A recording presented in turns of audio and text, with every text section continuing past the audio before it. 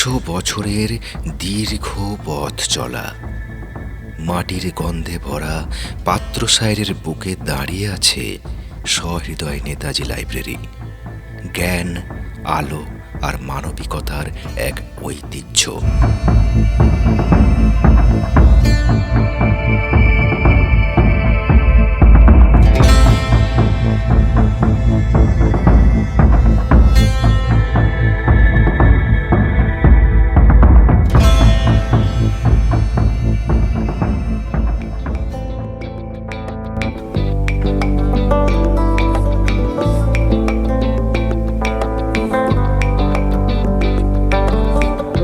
গ্রামের মেঠো পথ ধরে এগিয়ে এলে আজও দেখা যায় নির্জন অথচ গর্বিত দাঁড়িয়ে থাকা 100 বছরের এক আলোক দূত।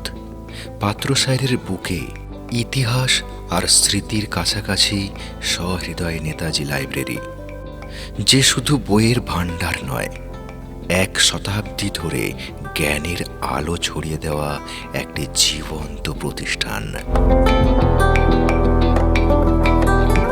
মুক্তিযুদ্ধ, স্বাধীনতার স্বপ্ন, গ্রামীণ শিক্ষার সংগ্রাম সব কিছুকেই নীরবে আপন করে এই পাঠাগার আজ তারই শতবর্ষে ফিরে দেখা স্বপ্ন, সংগ্রাম আর সাফল্যের অমূল্য যাত্রাপথ।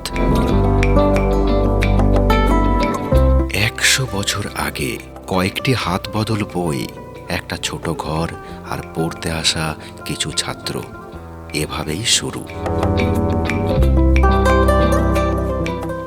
লাইব্রেরি না থাকলে আমরা অন্ধকারই থাকতাম।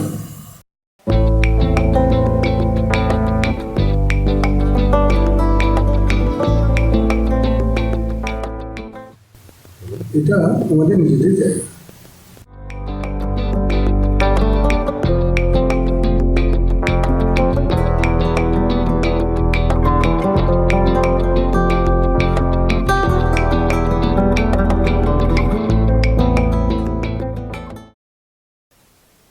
আচ্ছা, এই লাইব্রেরি প্রতিষ্ঠার সময়কালে আমরা বিশেষ কিছু নাম পেয়েছি, তার মধ্যে একজনের নাম জগন্নাথ দত্ত। জগন্নাথ দত্তকে আমি কীভাবে চাই? উনি আমার কাকাবাবু। আগে ছিল আমাদের দুটো লাইব্রেরি ছিল, একটা হচ্ছে সহৃদয় লাইব্রেরি আর নেতাজি লাইব্রেরি। এই দুটোকে যখন একসঙ্গে যুক্ত করেন এবং সেই সময়ে আরও তখনকার দিনের যে যারা ছিলেন উদয়শা হায়দার, শিবনাথ দে, বিটুরাম দাস বা আন্তাই দাস ইত্যাদি ছিলেন, তার সঙ্গে কাকাবাবু ছিলেন। তখন তারা যুবক এবং যথেষ্ট কম বয়সী তাদের, ওরা ছিলেন বেশি বয়সী। বিটুরাম দাস, শিবনাথ দে বা উদয়চাঁদ হায়দা, এরা ছিল কম বয়সী ছেলে। প্রায় নিজেকে খুব উদ্বুদ্ধ করে এই লাইব্রেরিকে যুক্ত করেছিলেন। তার সঙ্গে কিন্তু পাত্রসায়ের সহৃদয় নেতাজি রুরাল লাইব্রেরি হিসেবে যুক্ত করেছিলেন। এই লাইব্রেরির ইতিহাস মানেই একদল মানুষের নিরলস পরিশ্রম, যারা ভাবতেন জ্ঞান ছড়িয়ে পড়লে বদলে যাবে সমাজ। বছরের পর বছর যারা বই কিনেছেন, তহবিল জুগিয়েছেন, নিজের সময় দিয়েছেন, এরা প্রত্যেকেই এই শতবার্ষিক পথ চলার নীরব নায়ক। তাদের হাত ধরেই একটি ছোট ঘর থেকে আজকের এই বিস্তৃত লাইব্রেরি গড়ে উঠেছে। 45 বছর আগে এই লাইব্রেরিটা কেমন ছিল? ওই একতলার মতন বাড়িটি ছিল, আর ওই দেখতে পাচ্ছেন, আর ওইখানটির মধ্যে আমরা পড়াশোনা করেছি। যা আচ্ছা, 45 বছর ধরে যে আপনি লাইব্রেরিতে আসছেন, সেই সময়ের মধ্যে আপনি কি কোনো বিশেষ ব্যক্তিবর্গকে আসতে দেখেছেন? আমি দেখি নাই, তবে আমি শুনেছি প্রফুল্ল সেন এসেছিলেন একবার। প্রফুল্ল সেন বলতে? খাদ্যমন্ত্রী। আজকের সহৃদয় নেতাজি লাইব্রেরি একটি সম্পূর্ণ শিক্ষাকেন্দ্র।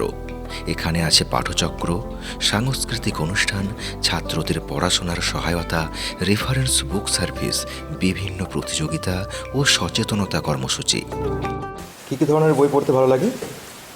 যখন ছোটোবেলায় মায়ের সাথে আসতাম তখন বিভিন্ন ধরনের কুইজের বই পড়তাম, বিভিন্ন মজার মজার গল্পের বই পড়তাম। এখন ক্লাস 7-এ পড়ি, এখন আমি আসি, এখনও বিভিন্ন ধরনের মানুষের জীবনী, আত্মজীবনী এবং বিভিন্ন ধরনের মজার মজার গল্প পড়তে আমার ভালো লাগে। নতুন প্রজন্ম এখানে বই পড়ে, গ্রুপ স্টাডি করে, প্রতিযোগিতামূলক পরীক্ষার প্রস্তুতি নেয়। গ্রামবাসীর জন্য এটি আজও একইভাবে নির্ভরযোগ্য, কখনো বইয়ের জন্য, কখনো পরামর্শের জন্য, কখনো শুধু একটু শান্তির সময় কাটানোর জন্য। শতবর্ষে পৌঁছে লাইব্রেরির নতুন পরিকল্পনাও এগোচ্ছে। ডিজিটাল সুবিধা, বইয়ের আর্কাইভ এবং শিক্ষামূলক কর্মশালা। পড়াশোনার ক্ষেত্রে লাইব্রেরি তোমাকে কীভাবে সাহায্য করছে? পড়াশোনার ক্ষেত্রে সিলেবাসের বাইরে যেমন কুইজ প্রতিযোগিতার অংশ গ্রহণ করতে পারা, এখান থেকে সমস্ত কোশ্চেন হিসেবে জানা, দেশ সম্বন্ধে জানা, এছাড়াও বিভিন্ন জায়গায় কোনো অনুষ্ঠানে অংশগ্রহণ করার ক্ষেত্রেও লাইব্রেরি আমাদের সাহায্য করে। তাছাড়াও আমাদের পড়াশোনা বাদেও এই লাইব্রেরির বই থেকে আমরা দেশ সম্বন্ধে। একটি লাইব্রেরির প্রকৃত পরিচয় তার পাঠকদের মধ্যেই লুকিয়ে থাকে। তাদের গল্পই বলে এই জায়গা কতটা বদলে দিয়েছে জীবন। এই পাঠাগার নিয়ে পাঠক, ছাত্রছাত্রী ও গ্রামবাসীর অনুভূতি, তাদের কথাতেই ফুটে উঠবে সত্যিকারের ইতিহাস। এই ডিজিটাল যুগেও আপনি লাইব্রেরিকে প্রয়োজন মনে করেন কেন? এখানে অনেক রকম বই পাওয়া যায়, একসাথে অনেক রকম তথ্য একসাথে পেতে পারি। এছাড়া মনোসংযোগ বাড়াতে সাহায্য করে। ডিজিটাল যুগে অনেক কালারিং যুগ, সেক্ষেত্রে সাদা কালো বইয়ে যাওয়া মনোসংযোগটা বৃদ্ধি হতে বেশ সাহায্য করে। আর অনেক তথ্য এক জায়গায় পাওয়া যায় বলে এটা বেশি আমি প্রেফার করি।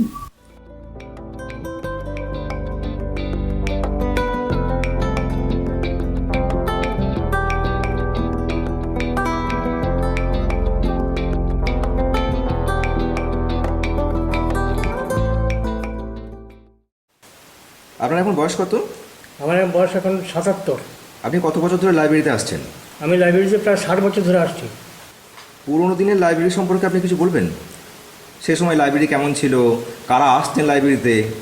হ্যাঁ, পুরোনো দিনের লাইব্রেরিতে আমি দৈনিক আসতাম এবং আমি খাতার ১ নম্বরই সই করে আমি বসতাম। তখন পাঠকের সংখ্যা খুব বেশি ছিল, সাধারণ পাঠক, দৈনন্দিন উপস্থিতি খুব ভালোই ছিল এবং প্রায় জায়গা পাওয়া যেত না। ওই জন্য আমি প্রথমে এসে বসে পড়তাম এবং বিভিন্ন বিষয়ে এখানে জ্ঞান অর্জন করা যায়। প্রত্যেকে নিজের ইচ্ছা মতো বইটাই পড়াশোনা করতেন। আমিও আমার জাদুবিদ্যার প্রতি আমি অনুরাগী এবং চিকিৎসাবিদ্যা, গাছগাছার সম্বন্ধে এখানেও ওই সমস্ত বই আমি সন্ধান পেয়েছিলাম এবং তার আকর্ষণে আমি প্রায় প্রতিদিনই এখানে এসে জ্ঞান সঞ্চয় করতাম। আচ্ছা, আপনার দেখা এই লাইব্রেরিতে সবচেয়ে পুরনো প্রাচীন বই কি হাতে এসেছিল? প্রাচীন বই আমি এসে পেয়েছিলাম ভেলকি থেকে ভেষজ, চরক সংহিতা, সুরসুর সংহিতা ইত্যাদি বইগুলো আমি পেয়েছিলাম। এবং শনিবারের চিঠি, পুরনো দিনের জাদু সম্রাট পিসি সরকার যখন জাপানে ছিলেন, ওখান থেকে শনিবারের চিঠিতে লিখতেন, মাসিক বসুমতিতে লিখতেন, আমি সে লেখাগুলো নিয়মিত পাঠ করতাম। লাইব্রেরি আমি 7-8 যখন পড়ি, মোটামুটি 72 এরকম পিরিয়ডে হবে। তাহলে সেই সময় মোটামুটি লাইব্রেরির পরিবেশটা কেমন ছিল? তখন লাইব্রেরি পরিবারের ছোট একটা রুম ছিল, তো সেখানে আমারই পাড়ার সম্পর্কে দাদা হন, তিনি লাইব্রেরিয়ান ছিলেন। হরমাদ দে, অমিয় কাকু বলে একজন ছিলেন পিয়ন হিসেবে। তাদেরকে দেখেছি, তাদের সান্নিধ্যে অনেক কিছু অর্জনও করতে পেরেছি। দাদাও কোনো সময় এই বইটা পড়বি, এটা দেখবি, এরা মনে করেছেন। আমরা এই লাইব্রেরির যে আমাদের এখন যে রাস্তাটা দেখছেন, রাস্তাটা ছিল না, এটা অ্যাকচুয়ালি রাস্তা ছিল আমাদের পোস্ট অফিসের পাশ দিয়ে যে রাস্তাটা আছে, ওইটা দিয়ে আমরা আসতাম। ওটা দিয়ে আমাদের স্কুল যাওয়ারও রাস্তা ছিল। ওই দিয়ে আমরা স্কুলে যেতাম, মাঠে স্কুল যেতাম, তখন হেঁটেই সব যেতাম। সাইকেল ফাইকেল অনেক পরে পেয়েছি আমরা।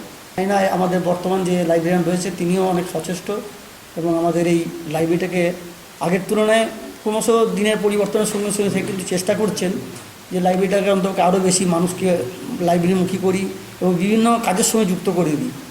বিভিন্ন অ্যাক্টিভিটির মধ্যে যুক্ত থাকুক তারা, নাচ, গান, আবৃত্তি, আঁকা, নাটক করা, এসব বিভিন্ন রকমের সব রকমই চেষ্টাটা ওনার রয়েছে এবং আমরাও পাশাপাশি চেষ্টা করছি তার সঙ্গে সহযোগিতা করা। আমি মোটামুটি ওই 6-7 পর থেকে আসছি, 75-76 এরকম হবে। আচ্ছা, গ্রামের শিক্ষার ক্ষেত্রে লাইব্রেরির ভূমিকা কিভাবে দেখেন? আমার তো মনে হয় লাইব্রেরিতে না এলে শিক্ষাটাই অসম্পূর্ণ থেকে যাবে। আমরা যে প্রথাগত শিক্ষায় শিক্ষিত হই, সেখানে তো একটা স্ট্রাকচারে পড়ে কিছু কিছু জিনিস থাকে, সেগুলো পড়ে আমরা শিক্ষিত হই, কিন্তু যদি লাইব্রেরিতে আসি আমরা বহু দিকে জ্ঞান আহরণ করতে পারবো। বিজ্ঞান, অঙ্ক, তারপরে আপনার খেলাধুলা, কমিক্স বা আরও অনেক কিছু জিনিস আমরা লাইব্রেরিতে এলে আমার মানে জ্ঞানের প্রসারটা আরও বেড়ে যাবে। লাইব্রেরি না এলে মনে হচ্ছে যেন শিক্ষাটা সম্পূর্ণ হবে না। এখানে এলে মনের খোরাকটাও এসে যাচ্ছে। বর্তমান ম্যানেজিং কমিটির লাইব্রেরি সম্পর্কে উদ্দেশ্য কী? লাইব্রেরি সম্বন্ধে উদ্দেশ্য যেটা, শতবর্ষ তো হচ্ছেই, শতবর্ষের পরের যে ইচ্ছা হচ্ছে যে লাইব্রেরিতে 10,000 বই সংগ্রহে থাকুক, এটা চাইব। আর একটা অডিটোরিয়াম হল চাইব। সাংস্কৃতিক অনুষ্ঠানগুলো আমাদের খুবই অসুবিধা, কারণ পাত্রসার মিডিলে কোনো অডিটোরিয়াম হল নাই। সেই অডিটোরিয়াম হল হোক একটা, সেই দাবিটা যথাযথ জায়গায় রাখতে চাই। আর যেটা চাই, 100 বেশি সদস্য সংগ্রহ করতে চাই এই শতবর্ষ উপলক্ষে, যার বেশিরভাগটাই ছাত্রছাত্রী। তাদের পড়ার অভ্যাসটা থাকলে ভবিষ্যতে অন্তত কিছু পাঠক অন্তত পেতে পারে, এই আশা করে এই একটা ড্রাইভ দিতে চাইছি। লাইব্রেরির বর্তমান কার্যক্রম সম্পর্কে কিছু বলুন।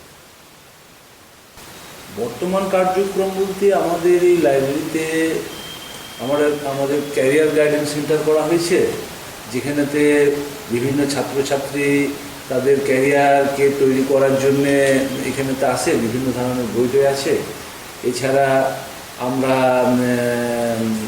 সাহিত্য বিষয়ক একটা কর্মসূচি রাখি। প্রত্যেক মঙ্গলবার দিনে আমরা সাহিত্য বাসর করা হয়, যার মাধ্যমে বিভিন্ন মানুষকে আমরা এখানেতে সাহিত্য সংক্রান্ত ব্যাপারে আলোচনা, তাদের সৃজন ইত্যাদি সম্পর্কে তারা অংশগ্রহণ করে। এবং আমরা যে সমস্ত ছেলেরা বিভিন্ন ইন্টারভিউতে অংশগ্রহণ করে, তাদেরকে ইন্টারভিউ কীভাবে দিতে হবে, কীভাবে প্রবেশ করতে হবে, কী কী প্রশ্ন জিজ্ঞেস করলে কেমন করে উত্তর দিতে হবে, এই সমস্ত ব্যাপারে শিক্ষা দেওয়া হয়।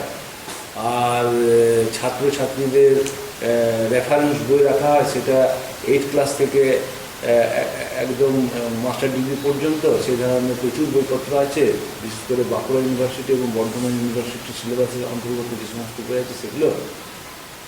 আর আমাদের বর্তমান কার্যক্রম বলতে আমরা বিভিন্ন ধরনের সাংস্কৃতিক অনুষ্ঠান করে থাকি, সেটা রবীন্দ্র জয়ন্তী হোক, নজরুল জয়ন্তী হোক, কিংবা রবীন্দ্র মৃত্যুবার্ষিকী হোক, বা বিভিন্ন ধরনের যে ক্লাসিক্যাল যে অনুষ্ঠান আছে, মিউজিক্যাল অনুষ্ঠান, সেগুলো বিভিন্ন সংস্থা করলে তাদেরকে আমরা সহযোগিতা করি, ভেন্যু হিসাবে এখানটা দেওয়া হয়। শতবর্ষ উপলক্ষে 2 দিনের প্রোগ্রাম করা হয়েছে, 26শে ডিসেম্বর এবং 27শে ডিসেম্বর, শুক্র এবং শনিবার 2025 সাল।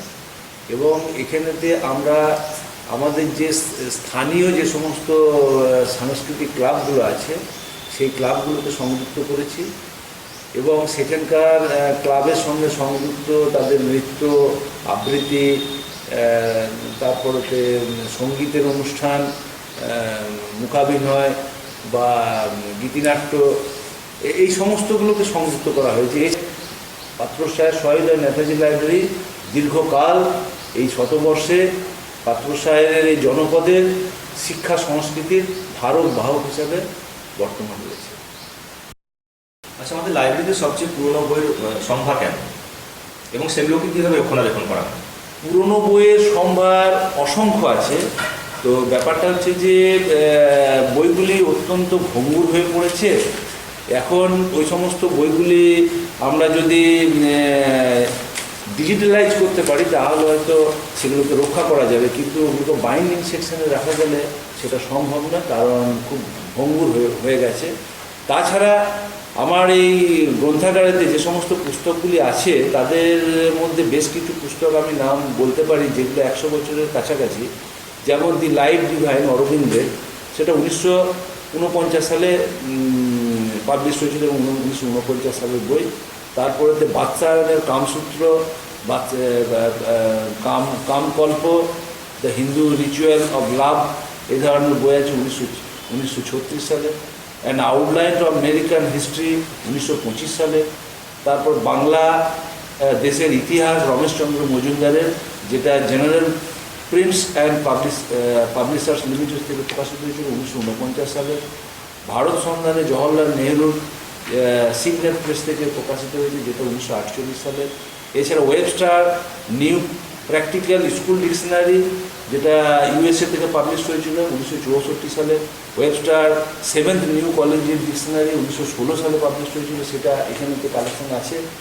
এইগুলো এই বইগুলি তৎকালীন সময়ে ক্লেম এবং বেরি বলে দুজন ভদ্রলোক এখানে এসেছিলেন, যারা একজন ছিলেন অ্যাংলো ইন্ডিয়ান এবং আর একজন ছিলেন আফ্রিকান, এবং তৎকালীন সময়তে ওনারা এই সমস্ত বইগুলো দান করেছিলেন। এছাড়া ওনাদের হাত দিয়ে আমরা এই লাইব্রেরিতে বেশ কিছু বই পেয়েছিলাম তৎকালীন সময়তে, যেগুলি Moscow, Hong Kong, USA, new York ইত্যাদি থেকে পাবলিশ হয়েছে।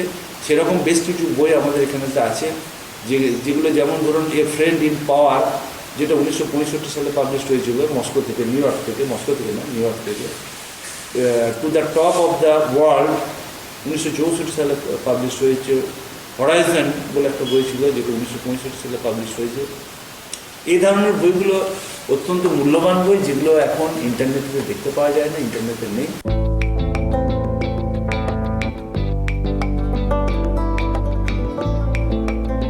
শতবর্ষের গৌরব নিয়ে সহৃদয় নেতাজি লাইব্রেরি এগিয়ে চলেছে নতুন ভোরের পথে, যেখানে বই নয়, জ্বলবে মানুষের মন। এই আলোই ছড়িয়ে পড়ুক আগামী শতকে।